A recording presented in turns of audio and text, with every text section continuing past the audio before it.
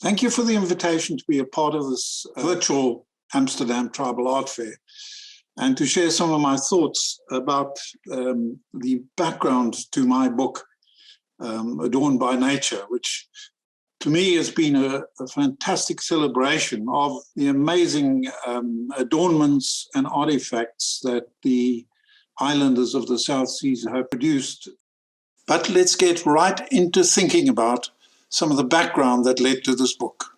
My journey to the Adorned by Nature book was primarily started 30 years ago by a business career in IBM and subsequently my own consulting firm, where I talked globally to people about the future of technology, the future of business. But the most important thing, it allowed me to indulge in my favorite hobby throughout my life, and that is the ocean.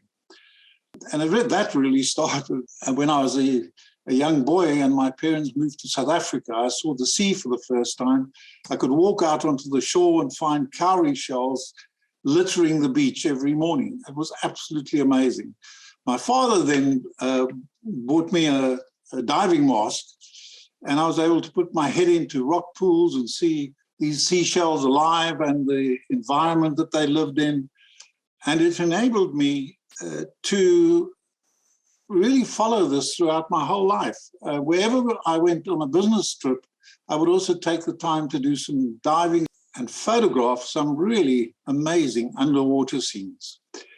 And one thing that I realized in diving all over the world was really that 90% of the animals that have been alive on this planet are actually only preserved as fossils. And so a lot of the marine life also can be seen in the fossil record. And that's where my interest in fossils came from, and developed a whole bunch of new relationships and friends, and including this man, David Attenborough, who became a close friend, and of course also has one of the biggest and best tribal art collections in the world. All of this led to me documenting my collections of fossils and so on in 3 books. And this trilogy, the Deep Time trilogy, won the award for Best Nonfiction Book Series just 2 years ago. Very proud of that. And the research for these books had taken me to some of the most beautiful islands in the South Seas. And I don't know if you know this, but this area we're talking about is actually got the world's most diverse marine environments. And the area just west of New Guinea, the Raja Ampat area of Western Papua, has really got the most intense and diverse marine life on the planet. The shells and corals that arise there are quite unique in the world. you probably can understand that even divers have to come to land sometimes. The people we met were always generous in terms of sharing their food, their culture, and they took us to places which were quite unimaginable. And my interest in collecting tribal adornments was really triggered by a collection of what was called curious money that was sold at an auction in the UK. The person who had this collection basically collected at the end of the Second World War, as soldiers were returning from the Pacific. He would meet them at train stations in London and offer to exchange what they brought with them for money, which they all needed. And so he amassed a collection of items which are almost unimaginable. And he, in fact, labeled them beautifully, as this example shows. And you can imagine that this core of a collection came my way, that it didn't end there. As an addicted collector, it soon increased. And it began to appear everywhere in our home, and shelves and walls were filled with them. It became something that surrounded us all the time. Some of the items were cheap and new, others were old and historic. And as my knowledge increased, so my interest increased as well. You can imagine that this collection was really like a classroom that enabled me to learn, well, almost every day. And then after 20 years of doing this, suddenly something crystallized, and it was really what became the theme of the Adorned by Nature book. It's strange how it didn't dawn on me earlier, that here you have these islanders who have no access to metals or to precious stones. They began crafting unbelievably beautiful adornments, but from all the natural materials that they had.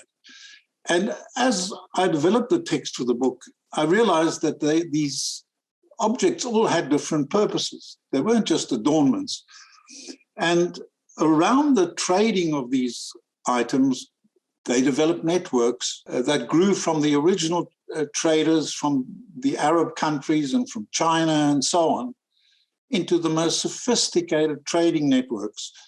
And trading networks not based on profit, but based on building relationships that would survive for generations. And this is the story of the book. And unashamedly, I must say, this is a very personal perspective. The content of the book, it has an introduction on the South Seas, the people, the myths and so on. And what we've been able to do with some of the latest technology is to colorize some of the photographs and to zoom into them like the original photographers were absolutely unable to do. Perhaps not surprisingly, a key chapter in here is on the shells, the feathers, and all the raw materials, the natural raw materials that the local population used to make these adornments. Now, again, it's a little bit more than just they used shells or pearl shells. There's a little bit of a history why they're different, where they came from, and so on. And nautilus shells especially, I noticed a lot of the documentation that was written in the last 100 years had misinterpreted this as being pearl shell. The raw material that was used to make these precious objects is explained in quite a lot of detail. The objects themselves, of course, you're all familiar with, and they are both beautiful and beautifully made. And some, like the Solomon Islands shell money, were developed into the most incredibly small discs. And it's difficult to understand how these could have been made without any metal tools and turned into objects not just of currency, but also of adornment, were so precious that they eventually became heirlooms. And finally, the networks that connected all these cultures are described in summary, really. Some of the highlands networks like the Mocha and the Te, the Hiwi trading networks in the Papuan Gulf, and around the Santa Cruz Islands, where the fabulous feather money, of course, was was used as a basis for currency and trade.